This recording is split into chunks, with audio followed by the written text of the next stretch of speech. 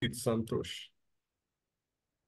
Hello, welcome everyone. Good morning, good afternoon, and good evening to all the participants joining from the different part of the world. Welcome to the follow-up training for Asia Pacific Motor School participant and policy evaluation for school participants. This event is organized by Asia Pacific Evaluation Association in collaboration with Evaluate Asia, Evaluate Global, and the Asia Pacific Communication Hub.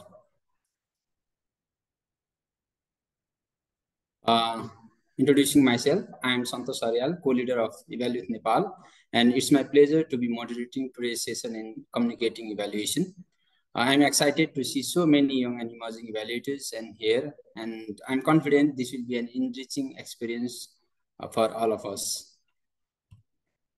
Before we dive in, let's quickly go over a few ground rules. Uh, Please update your Zoom name to the format, first name, last name, and the pronoun in the bracket. You have the example here. Please keep your camera on if possible and your microphone muted when not speaking. Feel free to share your questions throughout the chat and we'll address them during the Q&A session. And if you need any further technical support, the production team is here to help. So the training objective for today is to enhance our knowledge and skills in communicating evaluation and to strengthen evaluation network across the Asia Pacific, connecting young um, and emerging evaluators with more experienced professionals. So I hope everybody is ready to engage, learn, and grow. Let's make this a memorable and impactful session. Now, I'm excited to introduce the facilitator for today's session, Anna Erika Lareza. She is the co-founder of Evaluate Asia and a passionate advocate for advancing the role of young and emerging evaluators in the global evaluation community. She has extensive experience in evaluation, communication, and youth leadership, and her work has significantly contributed to shaping the futures of evaluation across Asia and the Pacific. Anna Erika will be leading today's session on communicating evaluators, where she will share valuable insights on how we can better convey our evaluation findings, ensure they have impact, and strengthen our connection within the evaluation field. Without further ado, I am pleased to hand over the floor to Erika. Thank you very much, Santosh. So I'll just quickly share my screen. And I just want to just quickly, give a little bit of notice to our participants. Since we have a bit of a smaller audience than I expected, we can take this opportunity essentially to just like have a little bit more of an engaging discussions and more in-depth Q&A session. Like, so for example, if you have a particular case wherein you might be having troubles with regards to, if you are doing evaluations, if you have particular questions on how to communicate it better, then we can discuss it later on the Q&A. And like ways to strategize on how to go about it in a more effective manner. So yeah, so that's essentially what I'm gonna try to do for this particular presentation. So just to preface, I have a question for our audience. And that is, from your perspective, evaluation at the end of the day is still research. But what makes it different from a social research or research in general? You can put it in the chat. I'm gonna look at it. But like, if you have any questions, you can raise your hands. If that's okay, no, Santosh? They can raise their hands and like open their mics. Any thoughts? Ideas? Hello. Yes, go ahead. We can go with Nisar first and then Pawan. Go, Nisar. Thank you very much. Thank you very much. This is Nisar from Pakistan. I think research and evaluation have a lot of common aspects. Both use a systematic approach to find a solution, but there are a few points that make them different. One point I would like to share here. There's as far as research is concerned, the purpose of the research is to create knowledge, new knowledge. Whereas evaluation's purpose is to give feedback on a project activities, or to evaluate it, or to state whether it is on track, whether the objectives are met or not. This is, Yeah. according to me, this is a basic difference between evaluation and research. Yes. Pawan, go ahead. Hello, Namaste. I'm Pawan from Nepal. Nice to Uh, meet you. I think the difference between the evaluation and the social research is moreover like evaluation generally focuses on the OECD criteria, which is related with the project effectiveness, sustainability, and impact part. And social research are moreover testing about the hypothesis, generating some new knowledge or provoking the existing knowledge. I think those are the basic Yeah. differences. Yeah. Thank you so much. Thank you, Pawan, and thank you, Nisar. So both points very correct, very valid. They're like, they're the very basic technical definition, very technical definition of evaluation. But at the end of the day, if you just boil it down to its very core of how it's different from any other research, is that evaluation is meant to be used. One way or the other, the evaluation needs to be used. Because if the results, so it's for, right, for planning, policy development, whatever, for any others, if the evaluation results is not used by anyone, even by the commissioners, then you wasted money. You're paying for an evaluation to get unnecessary information that you need for evidence-based decision making.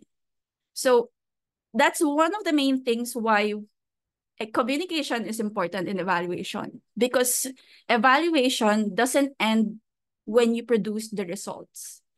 Evaluation usually, especially commissioners, when they create your TORs, especially nowadays, one of the main things that they do in the TOR is that they require the evaluators to make a debriefing workshops of the results of the evaluation.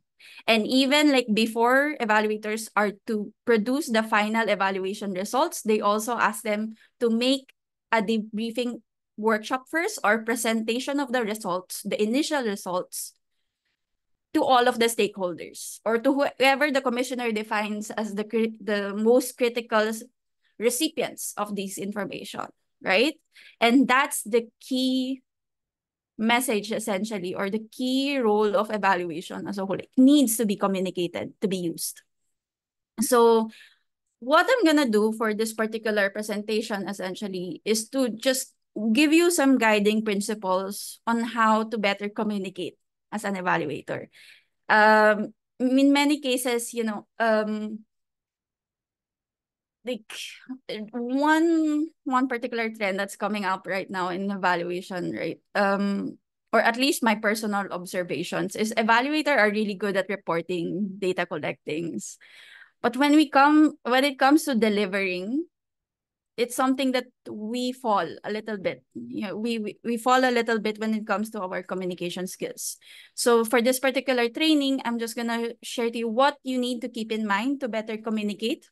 We'll maybe keep touch of the tools that you can use to better communicate. And I'll also tell you guys what I meant by communicating, because it's not just making presentations or visuals. There's a lot more when it comes to communicating in evaluation, which I'll also explain later on. I saw Goodwin raise his hand. Please feel free to unmute. Okay, thank you very much. Hello, everyone. Godwin from Nigeria. I was just curious why you're speaking, particularly talking about the distinction between evaluation and social research. I hear you, you said evaluations are meant to be used, and I've also witnessed and seen instances where evaluations are conducted just to check the box. So I'm wondering who, after the presentation of findings and all of that, who ensures or who enforces the usage of these evaluations so that it doesn't just end up in shelves. It's and okay. then Yeah, I don't know if my question is clear. Thank you. No worries, Goodwin. So just to go back on that point, what I was trying to say is that what makes evaluation different is because it has an intended use, right? And depending on your audience, which I also talk about later on, you need to access certain communication skills to ensure that those data are being used. So for example, if you have an evaluation report, it will look very different for a parliamentarian, let's say, right? It would look very different on how you deliver those results.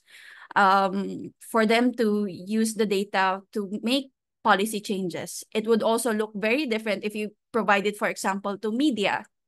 Because when you would have to think, okay, what information in your evaluation would be most relevant to them? So that's what I'm trying to express here, that having communication skills is relevant as an evaluator. Because if the results are not used, it's just like any other research.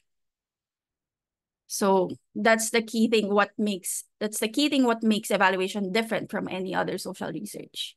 I hope that makes sense, Goodwin. Thank you. Okay. So one other thing that I also wanted to highlight is on when do you actually use communications in evaluation? Because what I want to correct here is that communications is not just used at the end of an evaluation. You need communication skills all throughout the evaluation process. Because, for example, you need to know how to negotiate. You need to do conflict management. When you are facilitating the evaluation, when you deal with all of the stakeholders, the whole evaluand, essentially, you need to have that skills.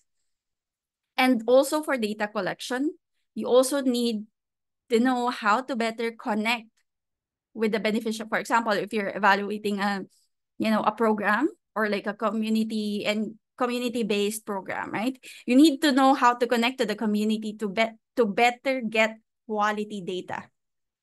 So this communication skill comes in. And then of course your usual reporting and presentation, being able to modify it to your intended audience, and all of that ensures the use of the results, use of evaluation results. So I hope that's quite clear. So for the principles that I'm presenting, it's overly generalized, but you should be able to use these principles on many levels, whether it's on your on a project-based on your individual level or on your daily communication, but also overall when you are doing bigger projects, bigger programs in a sense. So we can get to that later on as well. One unfortunate thing though is that communication is often an afterthought.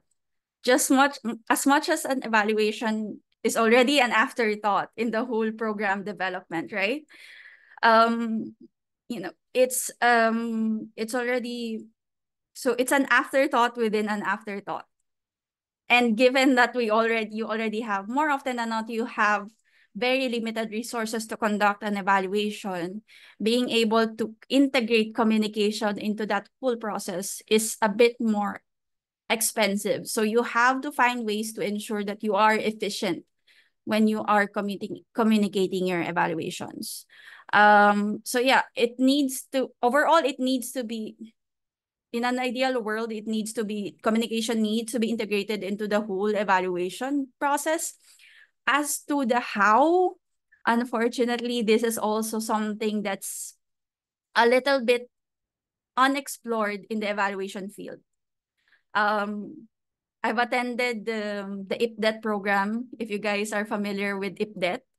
It's like the internationally known training program for evaluation professionals.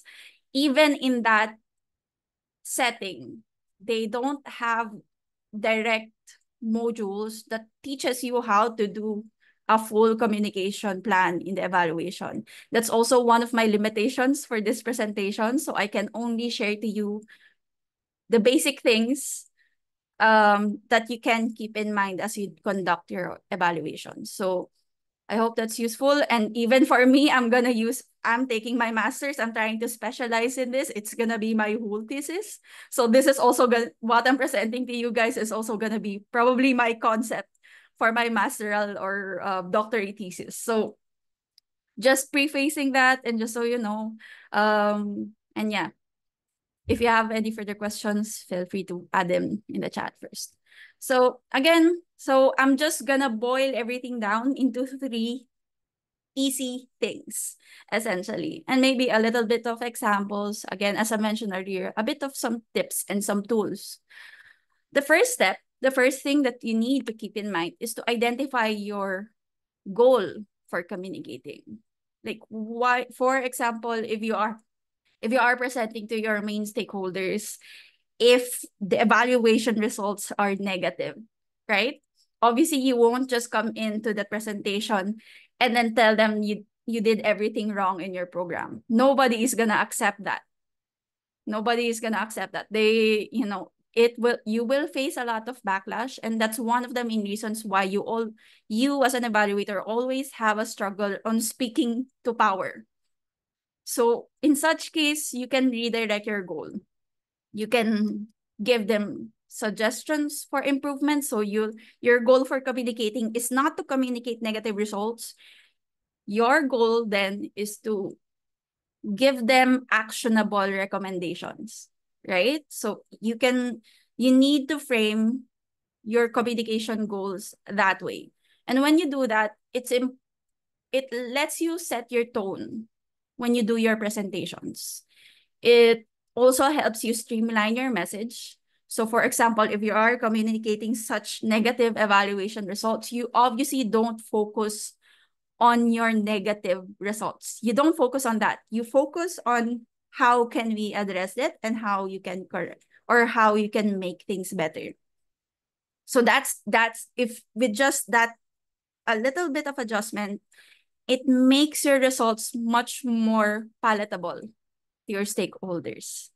And then after identifying those goals as well, it lets you build a plan on how to communicate it better, considering the other factors that I will also be talking about later on. So for example, one case that I will share with you guys, which I've just conducted a couple of months ago, is that I've been invited as a speaker in a leadership in a leadership seminar for young people. So it's a leadership training. It's for young people as agents of change to deliver the SDGs. And then I'm gonna have to convince them of M&E, of evaluation. So from leadership as young people, SDGs, and then M&E. So just with those 4 informations, you already know what kind of tone that you need to know. Like, you need to be more relatable. You need to be approachable for young people. How you streamline your message. So how are you gonna go from a leadership seminar and then direct them to M&E? And then from there, you build the steps, right? I'll show the whole process later on as well as we go through, these points. So that's the very first step, identifying your goal, because it will be your ground or your main foundation as for your whole communication plan, essentially. The second point that you need to know is to know your audience better. So to keep in mind is first the demographics. What are their age? Is gender gonna be relevant when you talk to them? What are their cultural backgrounds? These are the things that you need to keep in mind. So for example, I know in my case, it's quite a bit difficult to talk to people in power that's a little bit older, because as a young person, that's also a power struggle. Sometimes it's also useful because I'm a youth representative, for example, and it gives me more power in the leadership table kind of thing. So depending on the situation and the environment, knowing the demographic of your audience definitely will shape how you communicate your results, your evaluation results to them. Second part is the level of knowledge. The level of knowledge of your audience, because it will shape, I mean, for example, in the case that I've shared earlier, it's a leadership seminar for young people, and it's about SDGs. And upon investigation, first of all, they don't know what SDG meant. Second of all, they don't know how to do M&E. They have no concepts of monitoring and evaluation. And I was able to derive this because they are students in secondary education, not even collegiate level, not even young professionals. These are high school students, secondary education. So they don't know any of these contexts. So having both these knowledge, the demographic and level of knowledge helps you identify like how much context or background knowledge you need to give them when you present. It also shapes on how you will present the information, so it will be useful for them, again, because the goal of evaluation is that they use the results. So you have to package the results that's gonna be in useful form for them. And then, of course, how much time do they have to listen to you as you deliver that information? If it's young people and if it's over online platforms, definitely they have shorter attention spans. If they're professionals, more often than not, they're more keen to know of the details and see how it's applicable in their own contexts. If they're parliamentarians or decision makers, they don't have time at all for any meetings or like face-to-face interactions. They would prefer a very, very short, briefer paper, like 1 to 2 page maximum, right? So knowing your audience is key into shaping how you communicate further.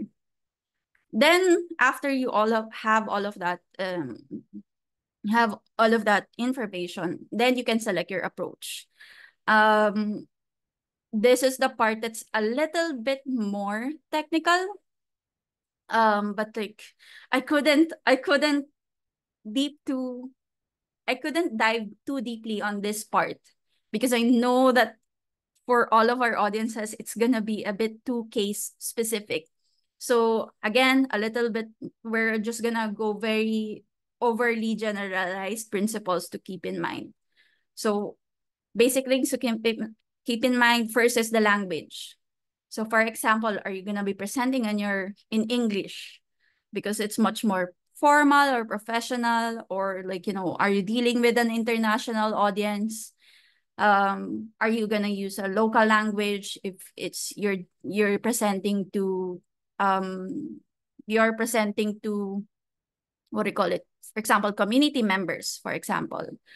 Or are you dealing with an audience that have on a cultural level have difficulty in using the English language, because there are countries that whose English is not as developed as other countries. So these are the things that you need to keep in mind, because it also entails you need to speak slower. You need to, you know, if you would need a translator inside the room, then that would mean, yeah, slower. And you have to use simpler language as well. You have to avoid jargons that might not be translatable in other languages. So language is very important. Another example as well is, this is just very interesting. This is the effect of Taglish in Filipino employee sentiment analysis. So here in the Philippines, we have two languages, main languages. One is Filipino, or for our case, it's Tagalog.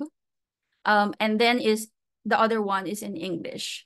And with this study, they found that using Taglish when you speak with Tagalog and English at the same time, not pure Filipino or not pure English, you know, when you use Taglish, it seems like the data collectors tend to get more information out of their employees. They tend to share more information. They're much more relaxed. And the link is here, and you would see there that they have expressed how it seems that using pure English language, straight English, essentially, gives the impression that you're too smart and too unrelatable, while using pure Filipino is more on like, it's much more difficult to use pure Filipino in a research perspective, because there are not, it's some very technical words are very deep Filipino language that's not used on a more daily or mainstream basis. So it's much more also difficult to communicate to the respondents that way. And the thing is, it's not just like the Tagalog or the main Filipino language. This is also applicable to our other languages within the country. For example, Bisaya or other sub languages. So yeah, that's one thing to keep in mind as well. This is applicable also when you do your data gathering, right? That's why it's also important that you translate such tools that you have in evaluations in the local language, if it is, if it is within your capacity or means. I hope that's clear. Next thing to keep in mind is the platform. Are you going to present to them face-to-face, or is it just going to be like this where it's, virtual via Zoom or Google Meets? And then after you have identified your platform, you need to identify what kind of resources do you have available in such platform. Obviously, when you have face-to-face, you have more opportunity to, for example, if you're engaging with communities, you can do, workshops, breakout discussions, more face-to-face interactions where you can get more information out of your stakeholders.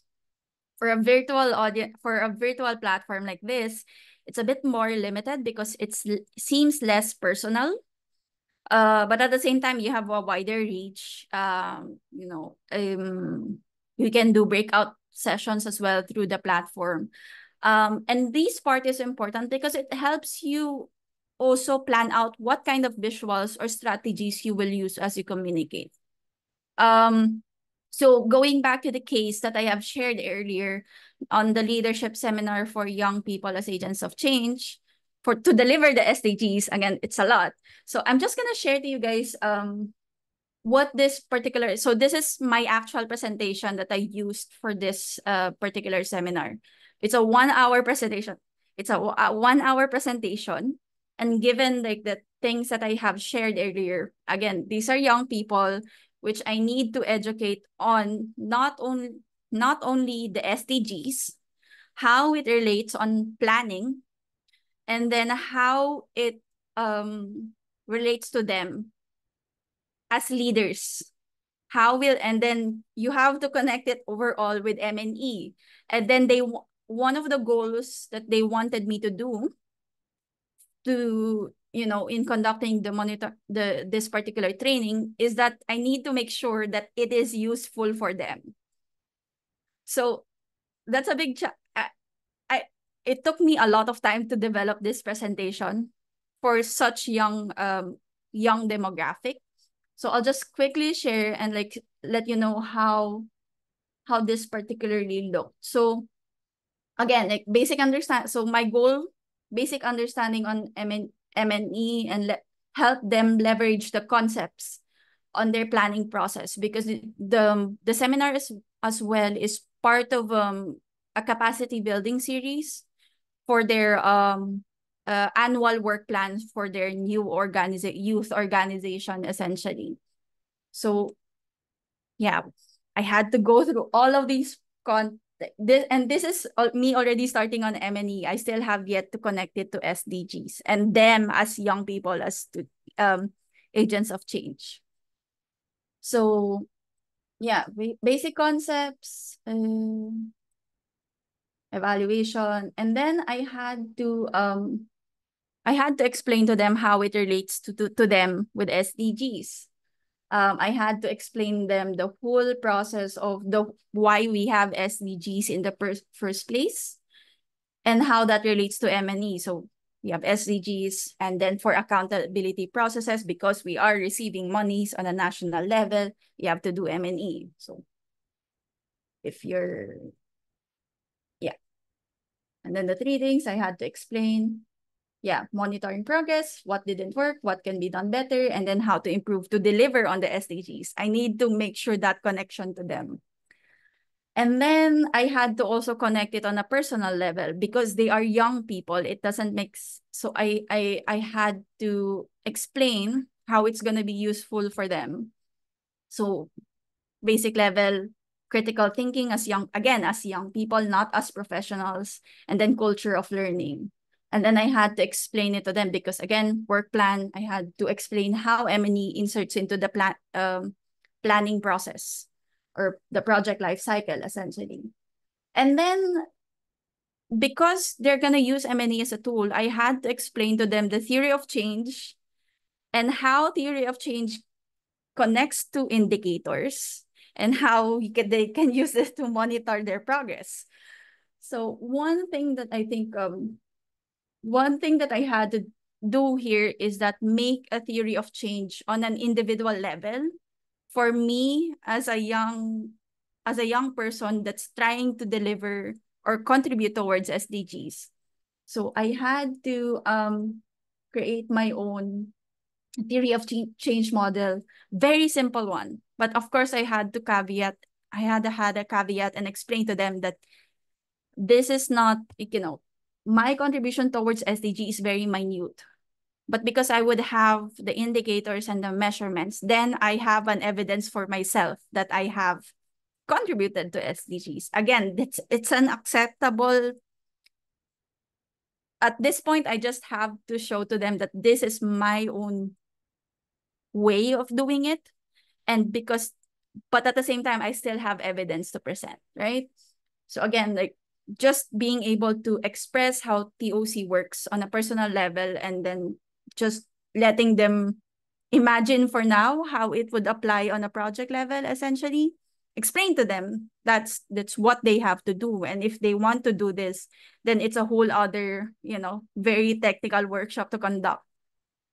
But for this particular point, I need their buy-in into M&E, the whole M&E process. So explain to them the activities, outcomes, and my goals. And then for each part, I had to show my indicators. And then and then I had to end it to that and then tell them how to apply it on their context. Oh no. What happened?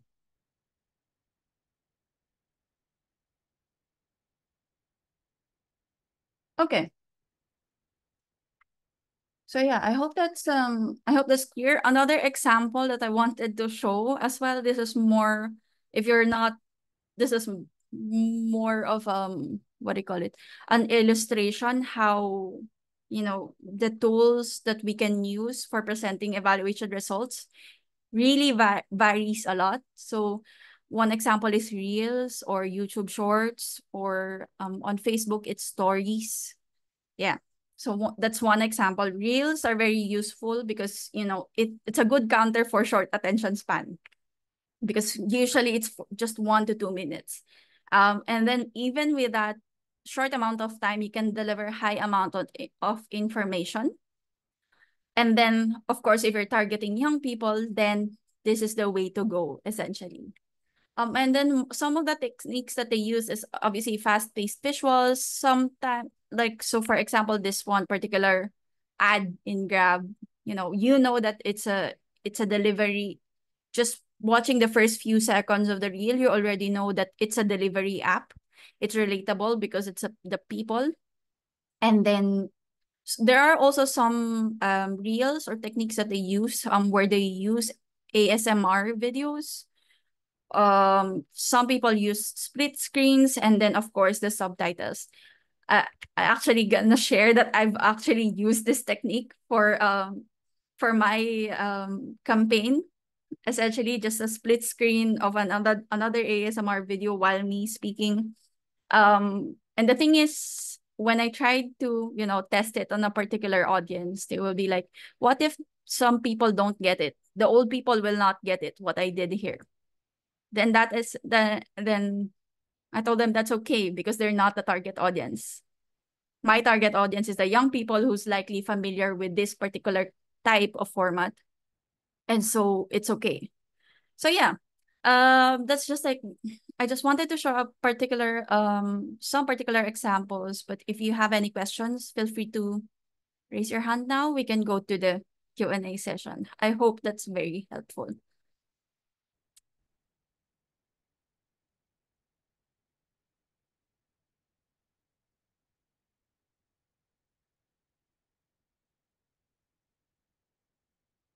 Yeah, so we can do Q&A. Santosh, you're muted. You're muted, Santosh.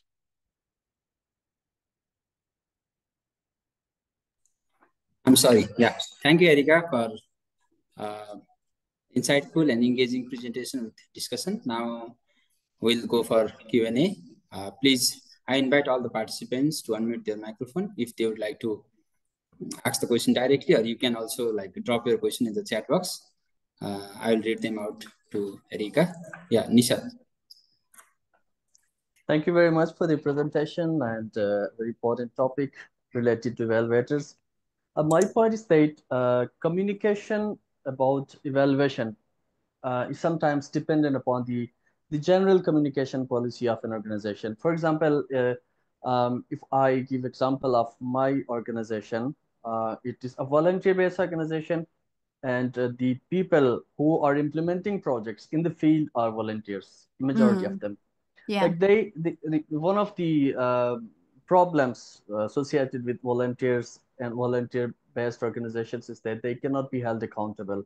Yes. And the problem is that our communication with them starts right when we start planning about the project. Like not planning one stage earlier than that. When we initiate a project, our communication with the field persons, with the audience, the target audience starts.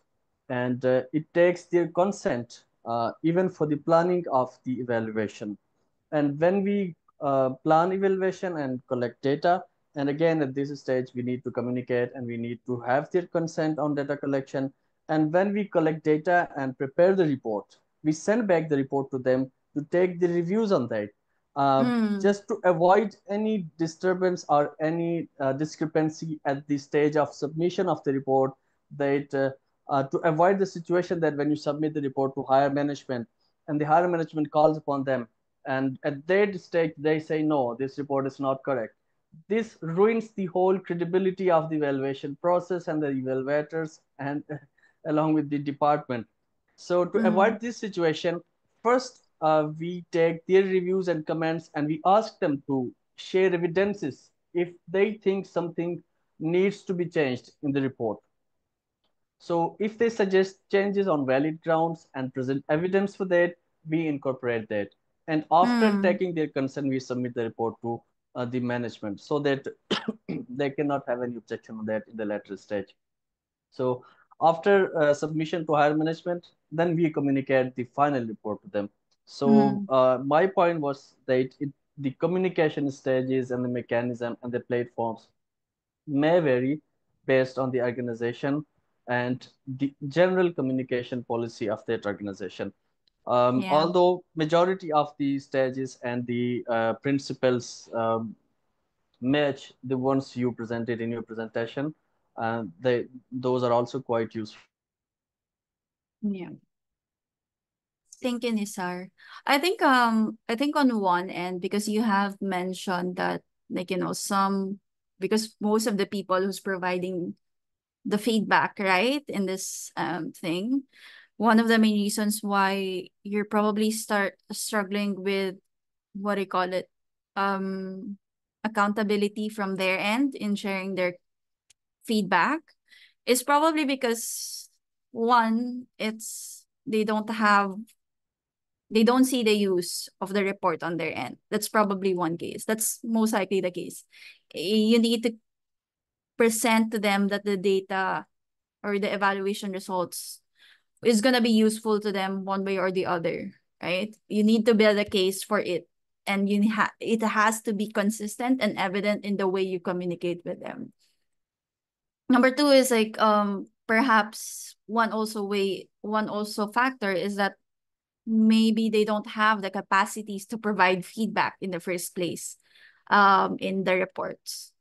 So it's not very effective if you just provide the results directly to them without any, no worries, Nisar. To just provide the results to them without, packaging it better for their level of understanding one way or the other. But yeah, I understand what you mean by the communication part being very dependent on the organization. But I will tell though that it's a new, what I call it, it's an emerging trend. It's an emerging trend that that evaluation needs to be more useful in a sense, or all this participatory evaluations, community-based evaluations. So it's something that one, and then there are also TORs that's coming up lately. For example, early this year, I have been engaged by FAO Regional Asia Pacific office to take all of their evaluations and make a briefer for them.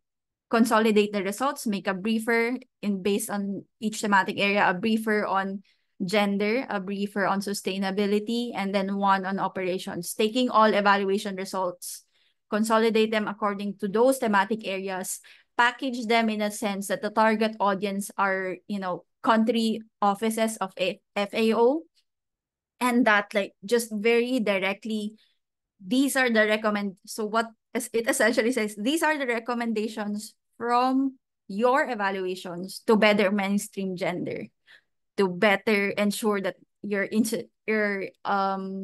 interventions are sustainable, to improve your internal operations so that your partners can engage with you further. So there is a demand. It's upcoming. And it's sooner or later, it's going to be much more mainstream, essentially, to have communications embedded into evaluations. So I hope that's helpful, Nisar. Yeah. Yes, thank you very much. Thank you. So there are a couple of comments and the words of appreciation for Erica. Like Godwin says that your representation was very detailed and aligned with the theme. Bravo. Thank you, Godwin. And then Dini Tamang said like, the goal of communicating evaluation, as you highlighted, should be able to ensure use of evaluation to inform all that evaluation are useful. So rather than identifying tone as your goal, the way of communicating evaluation should change as per the expected result, obtained result, stakeholder involvement, and other factors you explained. The how to communicate would include tone, language, visual aid, and other things you mentioned. Yeah, thank you. And then Dini says, like, I believe how to communicate evaluation results should be another step. What to include, what to exclude, how to visual briefs. As you said, there is much more demand for that. Thank you. So we have a hand raised for Godwin. Like, yeah, please, Godwin. All right, thank you very much. Anna, well done. Your presentation has been very insightful. I just have a question. I was wondering if you have maybe anyone from your past experience, any tips that you can share, particularly when you're preparing for, you're engaging with an audience that is more technically advanced, or, just to, when you're presenting in front of experts, are there tips on how you can overcome this? So I've had to face situations where you're communicating findings of your evaluation to an audience that is well advanced, and then you're jittering, you already know some of the questions that are going to come up. So are there maybe tips or some suggestion you can offer in this regard? there's two ways to go about it, Godwin. First, again, like I said earlier, for this particular step, you need to know your audience, right? So for example, as you mentioned, you've dealt with high-level experts, and maybe they're experts from different fields, right? So one is you really have to do your research about your audience. You need to do so. Aside from knowing about your audience, you also need to know their technical jargons, right? Like if they have their own usually they would have their own language as well, right? So it's something that you need to learn. That's one way. If you really need to get their buy-in, that's one way to go about it. But that won't be effective if you have an audience that's an array of experts.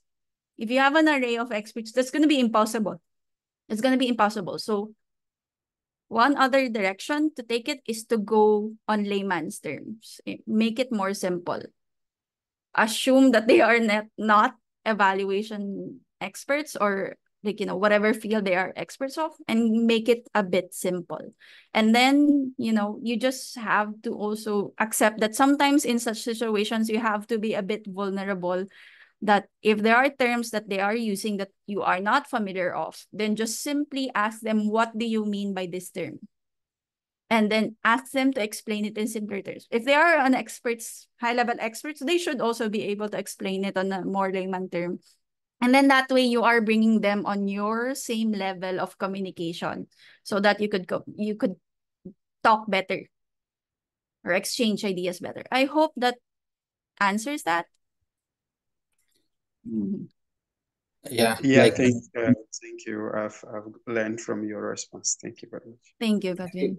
Thank you, Godwin. Like, the conversation is getting interesting, but we are running out of time. So we'll take one more questions. There is a hand raise from Pawan. Pawan, can you please unmute yourself? Yeah. Okay, thank you, Santosh sir. Firstly, I would also like to thank Anna for the beautiful and insightful presentation. And I have one curiosity is like, basically, we disseminate the evaluation findings with the donors and as a senior management team and stakeholders only. Yeah. And nowadays, since there is a debate going on about a locally led development, and MN is also going in the bottom-up approach. And within this concept, they says that community level should be able to do monitoring and evaluations. So in this concept, can you share any kind of examples or a scenario, like how we can really involve the community people or disseminate information of the evaluations? Okay. One example is, for example, in the case of APEA. I hope Radhika is okay with me sharing this. We are doing a research with, improving essentially the goal of the research. Very briefly, one of its objectives is improving evaluation methodologies or evaluation approaches using indigenous knowledge. And then, of course, it has other sub-projects under that grant, such as, providing grants for indigenous communities, or, evaluation activities that's targeted towards indigenous communities, so on and so forth. In the case for the Philippines, what happened was, we had one of the communities that we are trying to engage now for our research, and to ensure, is that they received the grant from APEA, right? That's the main bridge. That's our introduction. That's how we were able to enter the world, essentially. And what we had to do so that they're more integrated into the evaluation, into the process of the whole, or the research process as a whole, is that first of all, we had to get their buy-in by, trying to explain to them how the research will benefit them one way or the other. The results will benefit them, and what they will receive at the end of the research. More not monetary, because we don't have that kind of funds. Of course, they will not receive anything monetary, but on the longer run, for the improvement of their community, how will your research or how will your evaluation affect them in such a manner? It's something that you need to explain to them, and like get their support for. So that's how usually you start the bottom-up approach, empowering the community and getting their buy-in into the evaluation. The second part is building their capacities so that they understand the process better. Just as simple as them understanding the process better is something that's valuable and will help strengthen the empowerment. Because when you say bottom-up approach, your level of expectation is that the people at the bottom have the same capacity as the one up top. So obviously you need to build their capacity to be on the same level as them. So what we did for this particular research is that we explained to them the whole process. Again, it's an indigenous community. So we first targeted the elders of the community, and then explained to them the research, and then engaged the young people of the community as well. And for the young people in particular, it's them whose capacities we built. Other than explaining the process to them, we engage them in the process in the sense that, for example, if we are conducting an interview or a focus group discussion, young members of the community are part of the process, the interview process, as a facilitator, as a co-facilitator. That leads them, so you have to prep them, explain the whole process to them of how to conduct the interview. And then at the same time, you as an evaluator also get more context out of the young people that you have engaged, right? So it's a give and take process as well, where you as evaluator and the young people that you are building the capacities with, both are in this loop of a learning process for delivering or for getting your results, your evaluation results. So that's what we did for this particular project in APEA, in ensuring that there is, for having that bottom-up approach. So again, there's a lot of communications involved in that process as well. Being transparent as well on how to do the whole evaluation process is critical. I hope that addressed Thank that. you so much, Anna. Thank you so much. Thank you. Thank you, Erica. So yeah, we'll definitely come up with the upcoming sessions on MNE of SDGs, as Nisar has said in the comment. So thank you. We are running out of time, so I would like to move on to another section. So before we wrap up, we'll take a group photo to capture the moment. So I kindly request you all to turn on your cameras so we can get everyone in the pictures. I would also like to ask the production team to assist us by taking the group. Ahmed? Yes, everyone, please open your camera. Santosh, can you stop sharing your screen for the picture?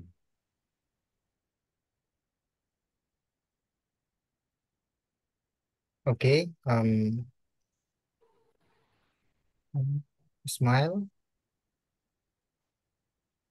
Okay, thank you. Thank you.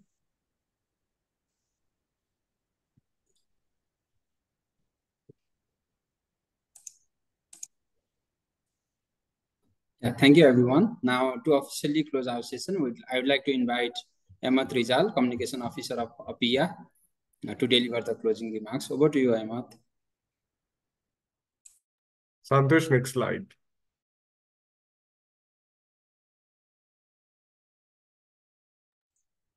Okay. Yeah, thank you, everyone. It has been a pleasure for me to be part of today's engaging session. Thank you very much to all participants for joining us.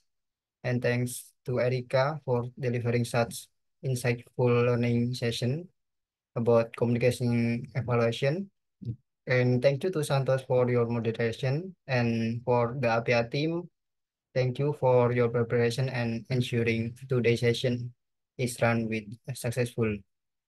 And for all participants, we hope you gain valuable strategies to enhance your evaluation communication skills. And let's continue to strengthening our alumni network. And we look forward to seeing you at our next event, especially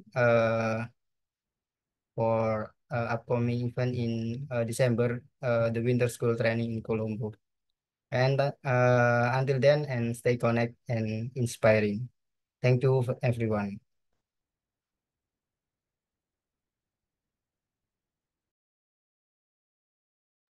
You still mute, Santos? So thank you all the participants for your time, energy, and involvement in today's special session. A special thank to you, our speakers and the organizers, including APIA, Evaluate Asia, Evaluate Global, and the Asia Pacific Communication Hub for putting together this valuable event. So before we close, here are a few important reminders.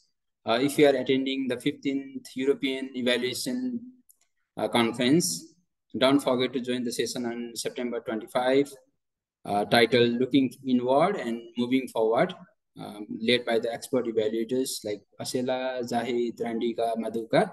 And then another announcement is like APIA has called for papers for the Asia Pacific Journal of Evaluation. Submit your paper by September 20th to get involved into it.